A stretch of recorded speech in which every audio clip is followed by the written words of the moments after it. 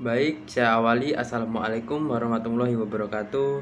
Saya di sini sebagai moderator dari kelompok 5 yang beranggotakan saya sendiri, Kebal Bimantoro, yang kedua M. Novandra Aditya, yang ketiga Aisyah Mini, yang keempat Nurjana, yang kelima Jafira Saraswabila.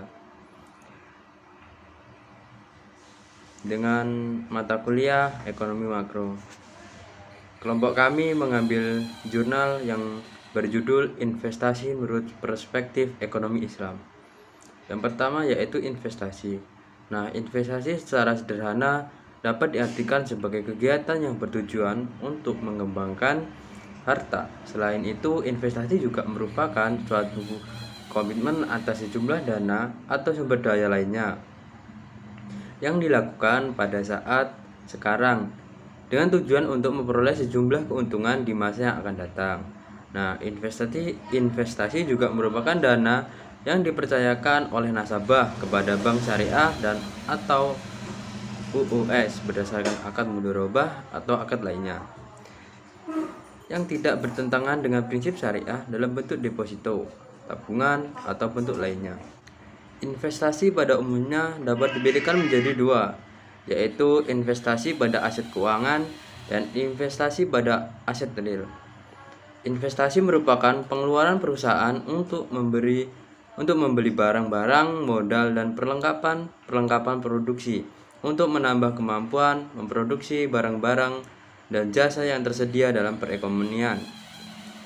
Ada 3 bentuk pengeluaran investasi, yaitu yang pertama investasi tetap bisnis, yaitu pengeluaran investasi untuk pembelian berbagai jenis barang, modal yaitu mesin-mesin dan peralatan produksi lainnya untuk mendirikan berbagai jenis industri dan perusahaan. Yang kedua, investasi residensial, yaitu pengeluaran untuk mendirikan rumah tempat tinggal, bangunan kantor, bangunan pabrik, dan bangunan lainnya. Yang ketiga, yaitu investasi penyediaan, yaitu pertambahan nilai stok barang-barang yang belum terjual, bahan mentah, barang yang masih dalam proses produksi pada akhir tahun perhitungan pada pendapatan nasional. Baik, materi selanjutnya akan dibawakan oleh saudara Novandra Aditya. Waktu dan tempat saya persilahkan. Baik, sebelumnya Assalamualaikum warahmatullahi wabarakatuh. Perkenalkan, nama Muhammad Novandra Aditya Wardana, NPM 20030 Prodi S1 Perbankan Syariah kelas D semester 4. Jadi di video kali ini saya akan melanjutkan presentasi dari teman saya sebelumnya, yaitu di sini saya akan membawakan ada beberapa jenis risiko yang timbul dalam investasi di sektor keuangan. Di antaranya yaitu sebagai berikut. Yang pertama, interest risk rate, yaitu risiko yang timbul akibat berubahnya tingkat suku bunga, terutama dalam sistem keuangan konvensional. Tingkat suku bunga merupakan persaingan harga dalam pilihan suatu investasi. Yang kedua, market risk, yaitu risiko yang timbul akibat perubahan kondisi tren pasar dari suatu jenis investasi yang berpengaruh terhadap pilihan investasi lainnya secara keseluruhan. Yang ketiga, business risk, yaitu risiko yang timbul akibat memilih suatu jenis usaha pada bidang industri tertentu. Yang keempat, inflation risk, yaitu risiko yang timbul akibat kenaikan harga-harga secara menyeluruh atau inflasi. Yang hal tersebut bisa terjadi karena kaitannya akan kenaikan suku bunga yang menyebabkan turunnya daya beli atau purchasing power. Yang kelima, likuiditas risk, yaitu risiko untuk suatu jenis produk keuangan tertentu yang memiliki karakter yang mudah berpindah tangan atau mudah untuk diperdagangkan. Dengan demikian, apabila terjadi perubahan harga pada produk keuangan tersebut, akan berpengaruh terhadap likuiditasnya. Yang keenam, exchange rate risk, yaitu risiko yang memiliki kaitan dengan fluktuasinya nilai tukar valuta asing yang berpengaruh terhadap return yang akan diperoleh. Yang ketujuh dan yang terakhir yaitu country risk, yaitu risiko yang timbul akibat stabilitas politik suatu negara atau political risk. Sekian dari saya. Selanjutnya akan dilanjutkan oleh kawan kelompok saya yang lain. Saya akhiri. Assalamualaikum warahmatullahi wabarakatuh. Berikutnya yakni beberapa contoh produk investasi yang dikeluarkan oleh lembaga keuangan. Yang pertama ada deposito perbankan. Deposito sering juga disebut simpanan berjangka, merupakan salah satu produk perbankan yang memang memiliki tujuan sebagai pilihan investasi yang aman dan menguntungkan. Deposito bank adalah uang yang dititipkan pada pihak bank oleh pribadi maupun lembaga usaha tertentu untuk disimpan dan kemudian ditarik kembali saat dibutuhkan atau berdasarkan syarat yang disepakati bersama. Bank modern mempunyai 3 kategori pokok deposito, yaitu deposito berjangka waktu tertentu, deposito mudharabah atau deposito tabungan, dan deposito atas tunjuk atau demand deposito. Yang kedua ada asuransi pendidikan. Asuransi pendidikan merupakan produk jasa keuangan yang memiliki fasilitas penjaminan pada saat anak memasuki jenjang pendidikan formal, di mana biaya pendidikan merupakan salah satu pengeluaran yang signifikan dalam keuangan keluarga, sebab cenderung membutuhkan biaya yang cukup besar. Maka daripada itu, diperlukan perencanaan keuangan sejak dini guna mengantisipasi ketidakmampuan pengeluaran penting di masa yang akan datang. Yang ketiga ada tabungan berencana. Tabungan berencana merupakan konsep tabungan dengan menetapkan suatu target minimal pada jangka waktu tertentu. Yang keempat ada unit link. Unit link merupakan perpaduan antara produk asuransi, kesehatan, atau pendidikan dengan produk investasi reksadana. Produk unit link masih tergolong baru di Indonesia sekitar awal tahun 2000-an, yang merupakan bentuk inovasi dari perusahaan asuransi dengan diluncurkannya produk unit link yang cukup mendongkrak kenaikan penjualan premi asuransi jiwa di Indonesia. Berdasarkan Undang-Undang Nomor 11 Tahun 1992, di Indonesia mengenal 3 jenis dana pensiun, yaitu sebagai berikut. Yang pertama, dana pensiun pemberi kerja adalah dana pensiun yang dibentuk oleh orang atau badan yang memperkerjakan karyawan selaku pendiri untuk menyelenggarakan program pensiun manfaat pasti atau program pensiun iuran pasti bagi kepentingan sebagian atau seluruh karyawannya sebagai peserta dan menimbulkan kewajiban terhadap pemberi kerja. Yang kedua, dana pensiun lembaga keuangan. Dana pensiun yang dibentuk oleh bank atau perusahaan asuransi jiwa untuk menyelenggarakan program pensiun iuran pasti bagi perorangan, baik karyawan maupun pekerja mandiri yang terpisah dari dana pensiun pemberi kerja bagi karyawan bank atau perusahaan asuransi jiwa. Yang ketiga, dana pensiun berdasarkan keuntungan adalah dana pensiun pemberi kerja yang menyelenggarakan program pensiun iuran pasti dengan iuran hanya dari pemberi kerja yang didasarkan pada rumus yang dikaitkan dengan keuntungan pemberi kerja. Selanjutnya yaitu gadai emas. Gadai emas sudah sejak lama tersedia di Perum Pegadaian. Namun di perbankan syariah produk ini tergolong masih baru. Produk gadai emas bagi perbankan syariah begitu memberikan profit yang besar serta memberikan resiko relatif rendah karena dinilai sangat aman dengan aset yang dijaminkan adalah emas itu sendiri langsung dipegang atau disimpan di bank. Selain itu biaya perawatan sangat murah terhadap barang jaminan. Mekanisme gadai emas serupa dengan gadai secara umum. Emas yang nasabah miliki digadaikan kemudian disimpan oleh bank dan nasabah akan mendapatkan pencairan dana berupa pinjaman. Tidak seperti dalam sistem gadai konvensional yang membebankan tingkat bunga terhadap barang yang digadaikan. Dalam sistem gadai syariah, akad yang digunakan adalah akad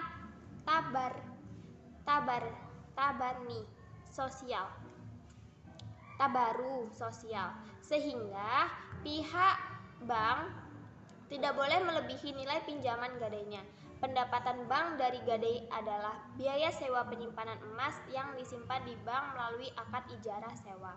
Ada 4 macam komponen perhitungan transaksi gadai emas di Pemateri ini saya akan melanjutkan materi tentang investasi dalam perspektif ekonomi Islam. Jadi, investasi berasal dari kata invest yang artinya menanam atau menginvestasikan uang atau modal. Jadi, jika konsep menanam atau menanam yang kita terapkan dalam bidang pertanian, seperti seorang petani yang menanam tumbuh-tumbuhan, dia berharap agar bibit tanamannya itu tumbuh dan berbuah dengan bagus. Jadi, dapat memperoleh keuntungan dari tanaman itu tadi. Jadi, bagaimana masalah investasinya jika seseorang investor menanamkan sejumlah dana kepada usaha tertentu? Tentunya saja investor mengharapkan dananya akan tumbuh berkembang dan berubah menjadi keuntungan yang lebih banyak. Seseorang yang akan melakukan investasi hendaklah memperhatikan syarat-syarat yang dilarang dan yang diperbolehkan dalam berinvestasi sehingga bermanfaat baginya untuk dunia dan akhirat seperti yang terkandung atau yang ada di dalam Al-Quran, hadis, ijma, dan qiyas.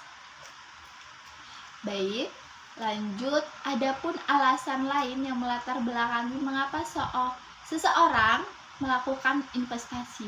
Yang pertama itu ada mendapatkan laba sebesar-besarnya. Pada dasarnya karena seseorang yang melakukan investasi tersebut mengharapkan keuntungan sebesar-besarnya dari uang atau kekayaan yang ditanamkan dalam suatu usaha sesuai dengan ekspektasinya. Jadi, kenapa seperti itu? Karena sudah menjadi kelaziman umum dalam setiap investasi. Yang kedua, itu ada jaminan kondisi pada masa depan. Jadi, pada umumnya setiap orang itu ingin mempunyai umur yang panjang dengan kondisi lebih terjamin dan untuk diri sendiri dan keluarga serta dapat menikmati hidup tanpa harus bekerja keras sepanjang waktu. Jadi kebutuhan pokok merupakan kebutuhan dasar setiap manusia yang harus dipenuhi dan keterjaminannya itu akan kebutuhan pokoknya merupakan hal yang esensial bagi kehidupan manusia, tidak hanya dalam makanan, pakaian, perumahan, akan tetapi juga kesehatan itu penting dan pendidikan juga terjamin. Yang ketiga itu ada lindungan nilai atau lindung nilai. Jadi dalam dunia itu keuangan itu ada perlindungannya juga.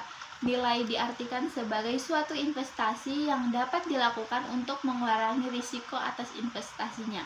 Mengapa seperti itu? Karena diperlukan guna untuk mengantisipasi bila terjadi fluktuatif nilai terhadap investasi seseorang, maka orang tersebut harus dapat membackup dengan investasi lain yang memiliki nilai relatif stabilnya. Yang keempat itu ada passive income, yaitu seseorang yang dapat merencanakan dirinya seolah-olah mendapatkan uang pensiun di hari tuanya dengan berinvestasi di waktu usia produktif atau waktu dia masih bekerja, sehingga orang tersebut mendapatkan hasilnya secara berkala atau bertahap dan terus-menerus dengan melakukan passive income. Yang kelima itu ada perencanaan mewujudkan keinginan. Setiap manusia memiliki namanya cita-cita, angan-angan, dan harapan di masa depan. Makanya, adapun yang dimaksud dengan angan-angan adalah suatu keinginan yang diharapkan namun tidak terrealisasikan atau terwujud karena tidak dibarengi atau dimulai dengan suatu pekerjaan. Dan yang kedua itu ada cita-cita, itu adalah suatu keinginan yang diharapkan kemungkinan akan terwujud atau terrealisasikan karena dimulai atau dibarengi dengan suatu pekerjaan, sedangkan harapan adalah suatu keinginan yang diharapkan kemungkinan terwujud atau terrealisasikan lebih besar karena pekerjaannya telah terlebih dahulu dimulai. Dan yang terakhir yaitu yang keenam, tujuan akhirat yang memicu keuntungan usaha di dunia.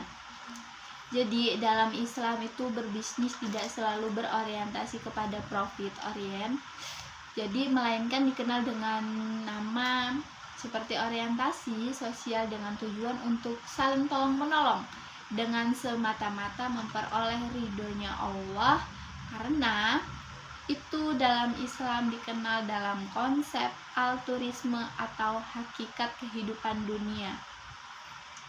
Jadi kita tidak hanya mencari bekal untuk dunia, tapi harus mencari bekal untuk akhirat juga. Jadi merupakan konsep yang tadi itu perilaku seorang muslim yang mempengaruhi aktivitasnya di dunia, termasuk tujuan dalam berinvestasi seperti aldunya ma'ra'at al-hirat. Terima kasih. Nah, dengan materi tersebut bisa kita tarik kesimpulannya, yaitu Islam sangat mendorong manusia untuk melakukan investasi.